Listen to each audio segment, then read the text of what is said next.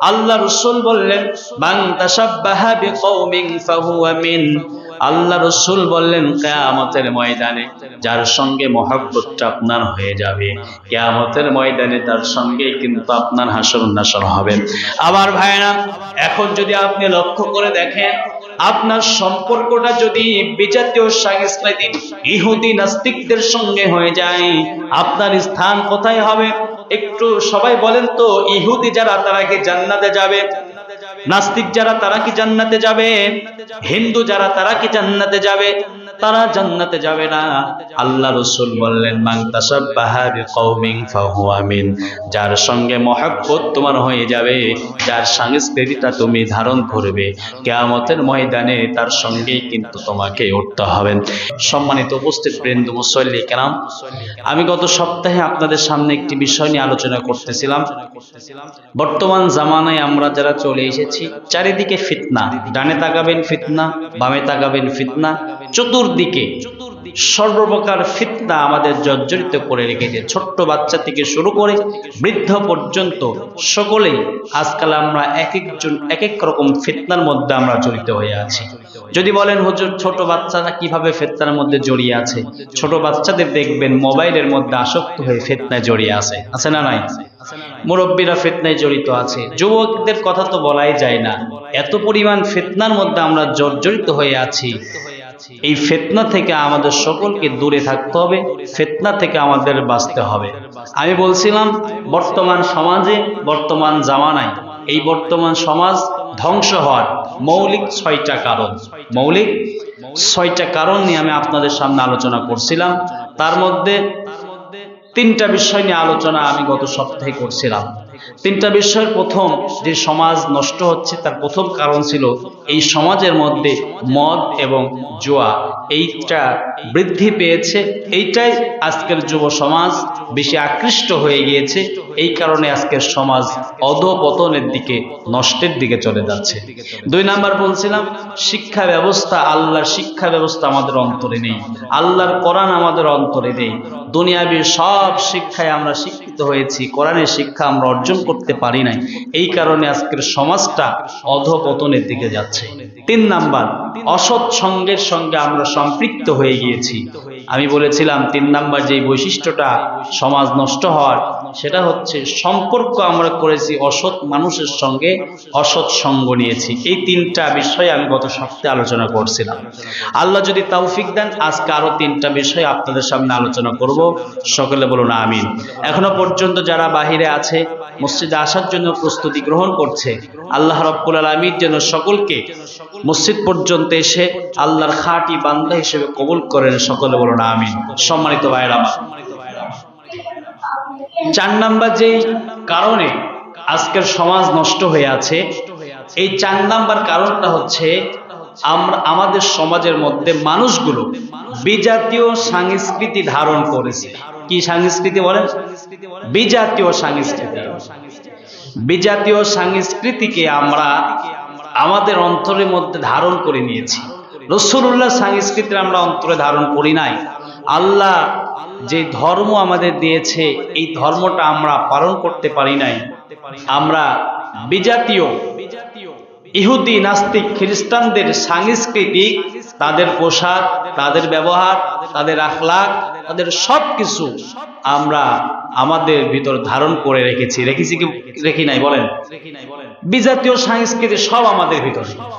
আপনি দেখান, যুব সমাজের দিকে তাকান, আজকে দেখান আপনার সন্তানের দিকে তাকান। আপনার সন্তান যে পোশাকটা পরিধান করে, দেখেন আপনার সন্তান পোশাকের মধ্যে রাসূলুল্লাহর সুন্নাহ আছে না বিজাতীয় সংস্কৃতির পোশাক আপনার সন্তানের মধ্যে আছে? আপনার ভাইয়ের দিকে তাকান, আপনার বোনের দিকে তাকান, দেখেন রাসূলুল্লাহর সুন্নাহ অনুযায়ী সে জীবনযাপন করছে না বিজাতীয় সংস্কৃতি অনুযায়ী সে জীবনযাপন করছে? যদি দেখেন 99% আজকের সমাজ বিজাতীয় সংস্কৃতিটাকে প্রাধান্য দিয়ে তারা সামনের দিকে চলছে। এই কারণে আজকের সমাজটা অধঃপতনের দিকে আছে। আল্লাহ রাব্বুল আলামিন যেন আমাদের সকলকে এই প্রকার সংস্কৃতি থেকে আমাদের সকলকে হেফাজত করবে। সকলে বলেন আমিন।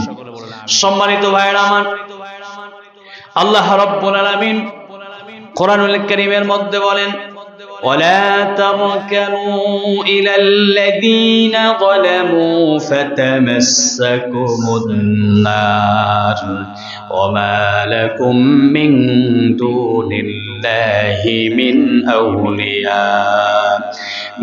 أولياء ثم لا تنصرون الله رب العالمين বললেন ولا تركنوا إلى الذين ظلموا আর যারা সীমা লঙ্ঘন করেছো দুনিয়ার মানুষেরা শুনে রাখো যালামু জুলুম করেছো জালিম হয়েছো ফাতামাসসাকুমুন নার তোমাদের জন্য জাহান্নামের আগুন তোমাদের জন্য নির্ধারিত হয়ে আছে তোমরা যারা জালিম জুলুম হয়েছো তোমরা যারা জুলুম করেছো অন্যায় করেছো ফাতামাসসাকুমুন নার তোমাদের জন্য আগুন নির্ধারিত হয়ে আছে আগুন তোমাদের স্পর্শ করবে আর আল্লাহ বললেন ওমা লাকুম মিন দুনিল্লাহ আল্লাহ রাব্বুল আলামিন বললেন এই দুনিয়ার মধ্যে যত মানুষ আছে এই মানুষের মধ্যে ওই আল্লাহ ছাড়া পৃথিবীর কোনো মানুষকে যারা বন্ধু বানাবে কোন সংস্কৃতি অবলম্বন করবে তাদের জন্য জাহান্নাম যিনি নির্ধারণ করেছেন সবাই বলেন তিনি কে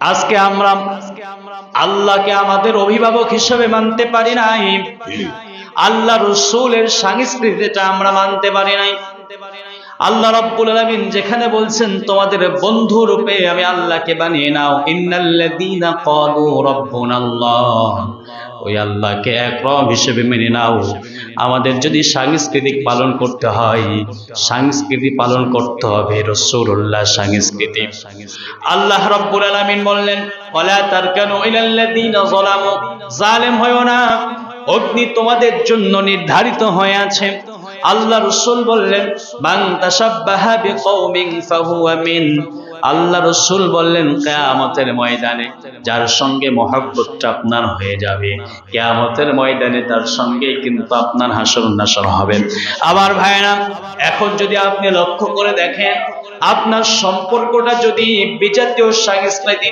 ইহুদি নাস্তিকদের সঙ্গে হয়ে যায় আপনার স্থান কোথায় হবে একটু সবাই বলেন তো ইহুদি যারা তারা কি জান্নাতে যাবে নাস্তিক যারা তারা কি জান্নাতে যাবে হিন্দু যারা তারা কি জান্নাতে যাবে তারা জান্নাতে যাবে না আল্লাহ রাসূল বললেন মান তাশাব্বাহা বিকওমিন ফাহুয়া মিন যার সঙ্গে মহব্বত তোমার হয়ে যাবে যার সংস্কৃতিটা তুমি ধারণ করবে কিয়ামতের ময়দানে তার সঙ্গেই কিন্তু তোমাকে উঠতে হবে এখান থেকে আমাদের বুঝতে হবে আমাদের অভিভাবক আমাদের সংস্কৃতি আমাদের যদি দুনিয়ার লাইনে কোন মানুষ কাউকে ভালোবাসতে হয় আল্লাহর পথে রাসূলের পথে যারা থাকবে তাদেরকে আমাদের ভালোবাসার দরকার আছে না নাই বলেন আজকে দেখেন সমাজের মধ্যে তাকান বিজাতীয় সংস্কৃতি চতুর্দিকে আপনি যেদিকে তাকাবেন সেদিকে বিজাতীয় সংস্কৃতি যেদিকে তাকাবেন সেদিকে বিজাতীয় সংস্কৃতি মুসলমানদের সংস্কৃতি কয়টি বলেন তো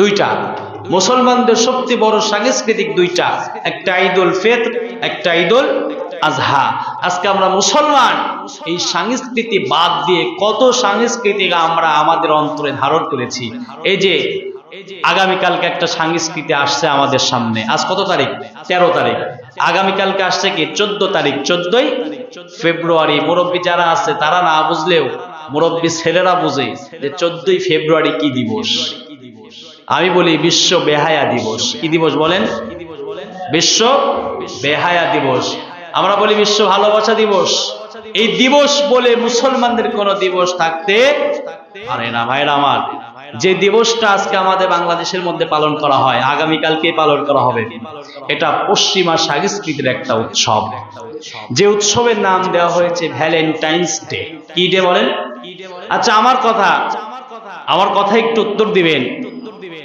যে ভালোবাসা দিবস এটার ইংরেজি কি হতে পারে বলেন লাভ ডে নাকি ভালোবাসার দিন লাভ মানে ভালোবাসা ডে মানে দিন ভালোবাসার দিন তাহলে ভ্যালেন্টাইন্স ডে এটার অর্থ কি আসে ভ্যালেন্টাইন্স এর দিন তাহলে আমরা বুঝলাম যে আমাদের অর্থের মধ্যেই গরমিল আপনি যদি একটু তথ্যটা খোঁজেন যে ভ্যালেন্টাইন্স ডে আমরা 14ই ফেব্রুয়ারি আমাদের সমাজের মধ্যে অনেক যুবক যুবতী অনেক ভাই অনেক বোনেরা এই যে একটা অপবিত্র সংস্কৃতি তাদের অন্তরের মধ্যে ধারণ করে রাখছে, তারা এই সংস্কৃতির মধ্যে ধাবিত হচ্ছে, তারা এই সংস্কৃতি ধারণ করে নিজের ইজ্জত মান সম্মান সব বিলীন করে দিচ্ছে। তারা একটাবারের জন্য ভাবে না এটা মুসলমানদের কোনো সংস্কৃতি না।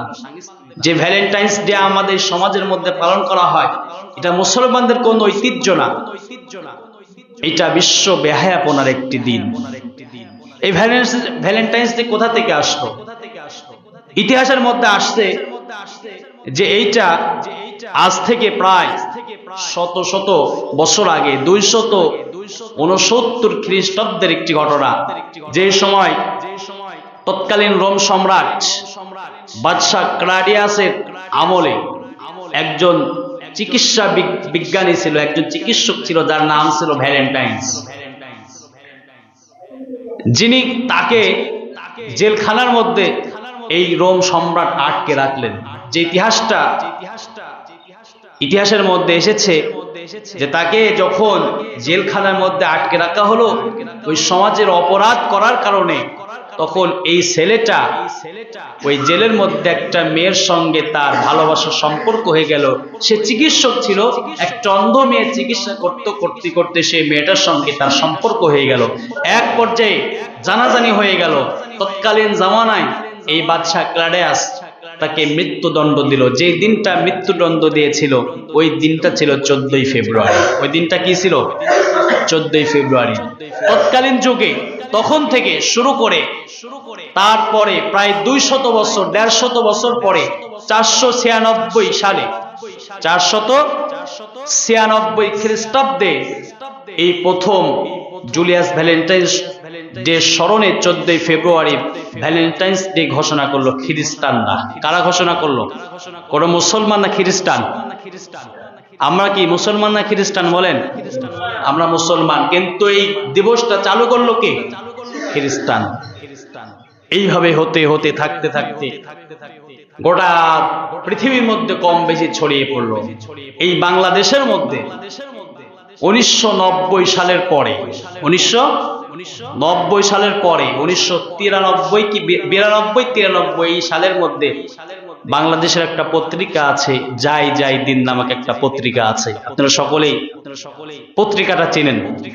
এর যে সম্পাদক ছিল যার নাম শরীফ রেহমান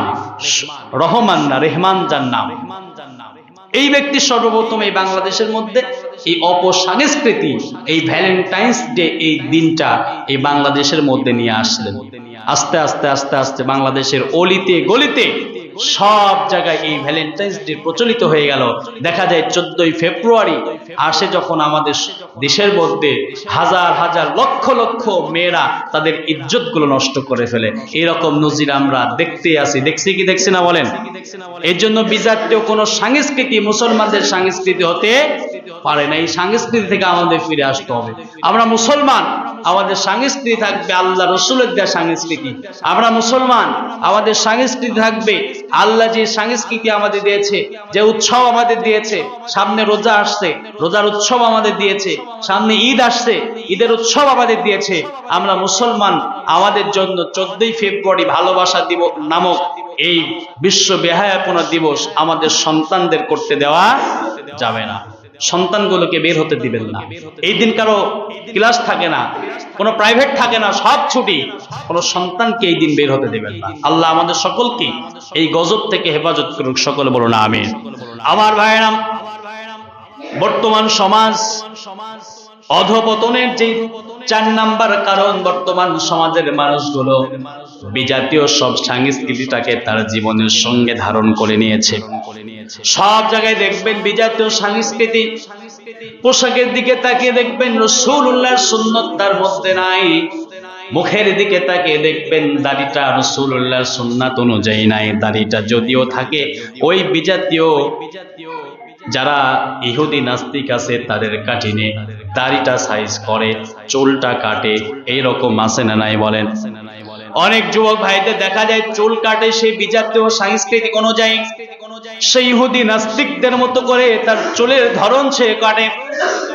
যে আমেরিকা পশ্চিমা সংস্কৃতিকে আপনি অনুসরণ করলেন, তাদের ভয়ঙ্কর রূপ তো আপনি জানেন না। তাদের যে ভয়ঙ্কর রূপ, তারা যত পরিমাণ অন্যায় করেছে, আপনি তাকে আপনার জীবনের মডেল বানাইলেন, আপনার জীবনের আইডল বানাইলেন। ভাইয়েরা, আপনি কি একটাবারের জন্য চিন্তা করলেন না, আমি যদি মারা যাই, ওই যে পশ্চিমা সংস্কৃতির যারা নায়ক নায়িকা আছে তাদের সঙ্গে আমাদের কিয়ামতের দিন উঠতে হবে? এই চিন্তা কি আপনি একটাবারের জন্য করেছেন? আবার মা বোনদের মধ্যে দেখবেন, আমার মা বোনরাও এখন দেখা যায় পশ্চিমা সংস্কৃতির নায়ক নায়িকাদের মতো ড্রেস পরিধান করে, এমন ডিজাইনের ড্রেস পরে। ইসলাম তার সৌন্দর্য সুন্দর করেছে, কিন্তু তারা এমন সংস্কৃতির সঙ্গে অবলম্বন করেছে। আজকাল আমার মায়েদের দেখা যায় পর্দা ছাড়তে ছাড়তে বেপর্দায় চলে গিয়েছে। শুধুমাত্র একটাই কারণ, তারা বিজাতীয় সংস্কৃতিটাকে অনুসরণ বেশি করে। আজ থেকে 40 বছর আগে, 20 বছর আগে দেখবেন মা যারা আছে, বোন যারা আছে, আমরা অনেক সময় দেখেছি, আমার মা বোনদের দেখেছি, যখন আজান হতো মাথা থেকে যদি কাপড়টা নেমেও থাকতো, মায়েদের দেখেছি মাথার ওপর কাপড় দিয়ে আজানটাকে সম্মান জানাইতো। কিন্তু এখন দেখা যায় মসজিদে আজান হয়, ঘরের মধ্যে টেলিভিশন চলে। এই রকম ঘর আছে না নাই বলেন? অনেক মা বোনকে আমরা আগে দেখেছি নামাজের সময় হয়েছে, নামাজে দাঁড়িয়েছে, রাস্তা দিয়ে কোনো পর পুরুষ যদি হেঁটে যায়, আমার মায়েদের দেখেছি কোনোদিন রাস্তায় উঠে নাই। কিন্তু এখন অনেক মাকে দেখা যায়, অনেক বোনকে দেখা যায় রাস্তার মোড়ে মোড়ে পুরুষেরা যেমন গল্পের আড্ডা দেয়, মা বোনরাও ঠিক তদ্রূপ বৈঠক বানাইয়া গল্পের আড্ডা দেয়। আছে না নাই বলেন? আপনাদের এলাকায় আছে? মা বোনদের সতর্ক হতে হবে, আপনার পর্দার হেফাজত করতে হবে, আপনার সৌন্দর্যের হেফাজত করতে হবে। সম্মানিত ভাইয়েরা আমার, বিজাতীয় সংস্কৃতি আমাদের ধারণ করা যাবে না। সেই ইহুদি নাস্তিকদের কালচার গুলো আমাদের সঙ্গে সম্পৃক্ত করা যাবে না। আমাদের একমাত্র আইডল হলেন বিশ্ব নবী। সবাই বলেন মুহাম্মাদুর রাসূলুল্লাহ সাল্লাল্লাহু। নবী কিভাবে চলেছেন, রাসূলুল্লাহ কিভাবে নামাজ পড়েছেন, রাসূলুল্লাহ কিভাবে হাঁটছেন, রাসূলুল্লাহ কিভাবে খাবার খেয়েছেন, আল্লাহর নবী কিভাবে মানুষের সঙ্গে ব্যবহার করেছেন, আল্লাহর নবী কিভাবে মানুষের সঙ্গে ঘোরাফেরা করেছেন, আল্লাহ রাসূল কিভাবে হাতের নখ কাটছেন, আল্লাহ রাসূল কিভাবে মাথার চুল কাটছেন, সব কিছু আল্লাহ রাসূল আমাদের দেখিয়ে দিয়েছেন, কি দেন নাই বলেন? এই জন্য আমার যুবক ভাইরা যারা আছেন, আমাদের আইডল বানাতে হবে কাকে? সবাই বলেন, একটু জোরে বলেন, আমাদের আইডল কে?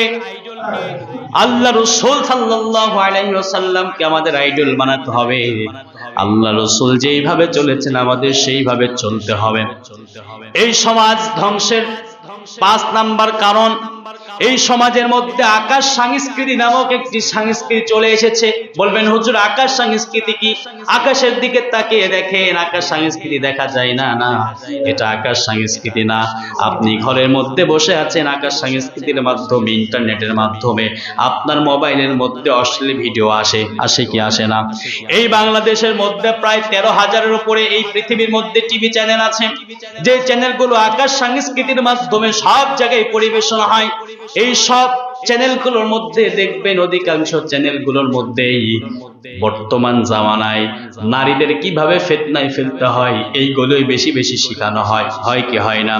ইন্ডিয়ান কিছু চ্যানেলের দিকে তাকিয়ে দেখবেন পরিবারের মধ্যে বউ শাশুড়ি কিভাবে যুদ্ধ লাগাইতে হয় সেই নিয়ে নাটক তারা তৈরি করে কি করে না বলেন? যুবকদের মধ্যে তাকিয়ে দেখবেন কিভাবে যুবকরা সুন্নাত ছাড়ে, কিভাবে যুবকরা পশ্চিমা সংস্কৃতির দিকে ধাবিত হয়। এই আকাশ সংস্কৃতির মাধ্যমেই কিন্তু আজকের সমাজগুলো বিশ্ব বেহায়াপনা দিবসের দিকে ধাবিত হচ্ছে। আজকের সমাজগুলো অশ্লীলতার দিকে ধাবিত হয়ে যাচ্ছে। তার হায়া লজ্জা শরম সবকিছু ভুলে যাচ্ছে। তার শরমগুলো সে আজকাল ভুলে গিয়েছে। এই কারণে তার নামাজে মনোযোগী হয় না, এই কারণে তার ইবাদতে মনোযোগী হয় না। তার একটাই কারণ, আজকের সমাজগুলো আকাশ সংস্কৃতির সঙ্গে সম্পৃক্ত হয়ে আছে। 6 নাম্বার, এই জাতি ধ্বংস হন। এই জাতিগুলো, এই সমাজ 6 নাম্বার অধপতনের কারণ হচ্ছে আজকে সমাজের মধ্যে গান বাজনা বেড়ে গিয়েছে। সবাই বলেন কি বেড়ে গিয়েছে? গ্রামে তাকান, ঘরে তাকান, পাশের বাড়িতে তাকান, সব জায়গায় গান বাজনা আছে না নাই? বিয়ের অনুষ্ঠানে গান বাজনা না হলে বিয়ে হয় না, সুন্নাতে খাতনা গান বাজনা না হলে বিয়ে হয় না, এমনকি কান ফোরানো নাক ফোরানো অনুষ্ঠানেও গান বাজনা না হলে বিয়ে হয়, গান বাজনা না হলে কান ফোরানো অনুষ্ঠান হয় না। এই রকম আছে না নাই আপনাদের এলাকায়? যেই গান বাজনাকে আল্লাহ রাব্বুল আলামিন স্পষ্ট ভাষা কোরআনের মধ্যে সূরা লুকমানের মধ্যে আল্লাহ বললেন, ওয়ামিনান নাসি মান ইয়াশতারি লাহুল হাদিসি লিয়ুদিল্লা আন সাবিলিল্লাহি বিগাইরি ইলম ওয়া ইয়াত্তাখিযাহা হুজুয়া উলাইকা লাহুম আযাবুম মুহিন। আল্লাহ রাব্বুল আলামিন বললেন গান বাজনাকে হারাম করে দিয়েছি। আল্লাহ রাব্বুল আলামিন আবার বললেন সমাজের মধ্যে তাকিয়ে দেখো, এক প্রকার মানুষগুলো এমন অশ্লীল ভাষা ব্যবহার করে, এমন কথা তারা বলে, এমন অহেতুক কথা বলে, যে কথাগুলো আল্লাহর কোনো কথা না, রাসূলুল্লাহর কোনো কথা না। এখানে যারা বসে আছেন বলেন তো, গান বাজনা কি আল্লাহর কোনো কথা না, মন গড়া কোনো কথা? বলেন, সবাই বলেন। মন গড়া কথা। আল্লাহর কথা গান হতে পারে না। আল্লাহ রাসূল আবার হাদিসের মধ্যে বললেন কয়েকটা জিনিসকে আল্লাহ রাব্বুল আলামিন হারাম করে দিয়েছেন, তার মধ্যে গান বাজনা, বাদ্যযন্ত্র যারা করবে, যারা শিখাবে, তাদের প্রতি আল্লাহ রাব্বুল আলামিনের গজব অবতীর্ণ হবে। আমি বলেছিলাম 10 প্রকার মানুষকে আল্লাহ আযাব দিবেন, গজব দিবেন, এর আগের আলোচনায় বলেছিলাম মদ সম্পর্কে। আবার আল্লাহ রাসূল আরেকটা হাদিসে বললেন আরেক প্রকার মানুষকে আল্লাহ রাব্বুল আলামিন আযাবের মধ্যে ফেলে দিবেন। আল্লাহ রাসূল বললেন তোমরা গায়িকা নর্তকীদের বিক্রয় করো না, তাদের ক্রয় করো না, তাদের গান বাজনা বাদ্যযন্ত্র শিখিয়ে দিও না। আজকে দেখা যায় আমরা বাদ্যযন্ত্র শিখাই না, কিন্তু ছেলের সুন্নতি অনুষ্ঠানে গায়িকা এনে নর্তকী এনে সমাজের মধ্যে নাচ গান করায়। এইরকম সমাজ আছে না নাই বলেন?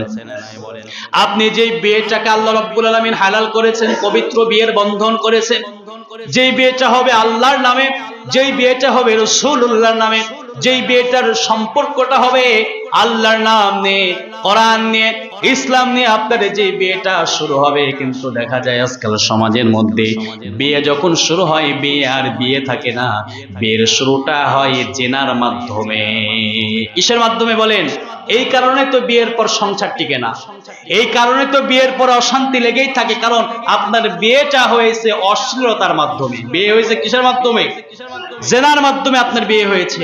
আপনি যখন গান বাজনা সমাজের মধ্যে বাজালেন, আপনি যখন নর্তকী এনে নাচাইলেন, আপনার কি চোখের জিনা হয় নাই? আপনার কি কানের জিনা হয় নাই?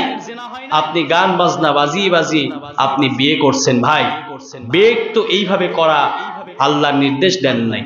আপনাদের এলাকায় কেমন গান বাজনা বাজে? এই গান বাজনাগুলো আমাদের স্থানে দিতে হবে। বক্স বাজে গান বাজনা, এমন বক্সের সাউন্ড ছোট বাচ্চা পর্যন্ত চমকে ওঠে, আছে না নাই? হার্টের রোগী যারা, তারা অসুস্থ হয়ে যায়। এইগুলো আমাদের ছেড়ে দিতে হবে। এই সমাজের মধ্যে আজ থেকে তওবা করবেন। বিয়ে হোক, সুন্নাত হোক, যত অনুষ্ঠানই হোক, গান বাজনা করে এই অনুষ্ঠান করা যাবে না। আপনি বিয়ে করছেন, আল্লাহর কাছে দোয়া করেন, নামাজে দাঁড়িয়ে যান। যেই রাতে আপনি নর্তকী নিয়ে, যেই রাতে আপনি গান বাজনা বাজিয়ে নাচ গান করে আপনি বিয়ের উৎসব গায়ে হলুদ পালন করছেন না, এইগুলো আপনার করলে আপনার জীবনে কোনো মঙ্গল আসবে না। আপনি এই রাতে আল্লাহর দরবারে দাঁড়ান, আল্লাহ এমন একটা জীবন সঙ্গে আমাকে দিয়ে দাও যার সঙ্গে আমার সম্পর্কের বন্ধনটা হতে যাচ্ছে। আল্লাহ আজকে রাতে তোমার কাছে চাই, মৃত্যুর আগ পর্যন্ত আমাদের সকলকে একত্রিত, আমাদের দুজনের সম্পর্কটা সুন্দর করে যেন আমরা মৃত্যু পর্যন্ত আমাদের সাংসারিক জীবনটা আমরা পরিচালনা করতে পারি। এরকম ভাবে আল্লাহর কাছে দোয়া করেন। আপনারা করেন এরকম দোয়া? করেন না। এই কারণে তো আজকে সমাজের মধ্যে ডিভোর্সের সংখ্যা বেশি বাড়ছে। বলেন ঠিক কিনা? মুরব্বীদের দিকে তাকিয়ে দেখেন, যাদের বয়স হয়ে গিয়েছে, বিয়ে করা 50 বছর 60 বছর হয়ে গিয়েছে, এখনো তাদের সংসার শান্তি আছে, আছে না নাই? কিন্তু বর্তমান জেনারেশনের দিকে তাকান, বর্তমান যুব সমাজের দিকে তাকান, বিয়ে হওয়ার 3 দিন পরে সারাসারি হয়ে যায়, বিয়ে হওয়ার 1 মাসের মাথায় সারাসারি হয়ে যায়। কেন হয়? কারণ তার বিয়ের শুরুটাই ছিল আল্লাহকে শুকরিয়া জানিয়ে নয়, তার বিয়ের শুরুটা ছিল গুনাহের মাধ্যমে। কিসের মাধ্যমে বলেন? এজন্য এই সংস্কৃতি থেকে আমাদের ফিরে আসা দরকার আছে না নাই? আজ থেকে পুরা নিয়ত করতে হবে, পুরা তওবা করতে হবে। এই এলাকার মধ্যে যদি গান বাজনা বাজে, এলাকার যারা মুরব্বী আছেন আপনারা তাদের বাধা দিবেন যে এই এলাকায় গান বাজনা চলবে না। কারণ যে এলাকায় গান বাজনা চলে ওই এলাকার আল্লাহ রাসূল বলছেন সে এলাকায় লানত হয়, আল্লাহর পক্ষ থেকে লানত দেওয়া হয়, এমনকি সে এলাকাকে গজব দিয়ে ধ্বংস করে দেওয়া হতে পারে। এই জন্য গান বাজনা এই জমিনের মধ্যে আর চলতে দেওয়া, এলাকার মধ্যে আর গান বাজনা বাজানো যাবে না। আল্লাহ রাব্বুল আলামিন যদি আমাদের সকলকে সঠিকভাবে আল্লাহর হুকুম আহকাম গুলো মেনে আল্লাহর পথে আমাদের সকলকে চলার তৌফিক দান করে, সকল বলুন আমিন। সম্মানিত ভাইরা আমার, আমি গত সপ্তাহে আলোচনায় বলছিলাম, আজকে আবার রিপিট করে বলছি, 6টা কাজ আমাদের করা যাবে না। কয়টা কাজ? 1 নাম্বার, মুআদার জোয়ার সঙ্গে আমাদের সম্পৃক্ত হওয়া যাবে না। 2 নাম্বার, কোরআনের শিক্ষায় আমাদের শিক্ষিত হতে হবে। শুধু দুনিয়াবি শিক্ষা অর্জন করলে আমাদের হবে না। আপনার মধ্যে যদি কোরআনের শিক্ষা না থাকে, দুনিয়াবি শিক্ষা যতই থাকুক, আপনি নামাজ পড়লে আপনার নামাজ কিন্তু কবুল হবে না। দুনিয়াবি শিক্ষার হিসাব কিন্তু আপনাকে কিয়ামতের দিন নেওয়া হবে না। আপনাকে নেওয়া হবে যে আমার জন্য কোরআনের শিক্ষা, আল্লাহর শিক্ষা কতটুকু শিখছেন, এই শিক্ষার হিসাবটা আমাকে আজকে দাও। 3 নাম্বার, আপনার সঙ্গ পরিবর্তন করতে হবে। সৎসঙ্গ বন্ধু বানাতে হবে, ভালো বন্ধু, খারাপ বন্ধু বানানো যাবে না। মদখোর, যারা নেশাখোর, এদেরকে বন্ধু বানানো যাবে না। আপনার বন্ধু বানাতে হবে যে নামাজ পড়ে।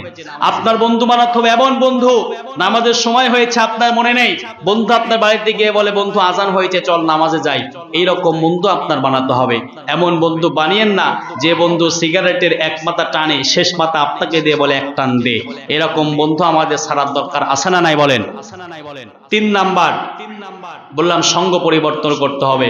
4 নাম্বার, বিজাতীয় সংস্কৃতি আমাদের ছেড়ে দিতে হবে। যত সংস্কৃতি আছে সব সংস্কৃতি আমাদের আজ থেকে মুছে ফেলতে হবে। যত রকম আমরা বিজাতি ইহুদি নাস্তিকদের অনুসরণ করি, সব অনুসরণগুলো আমাদের ফেলে দিতে হবে। 4 নাম্বার।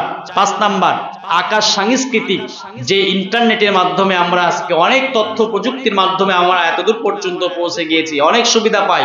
আজকের এই আকাশ সাংস্কৃতিক তথ্য প্রযুক্তিটা আমাদের ভালো পথে ব্যবহার করতে হবে।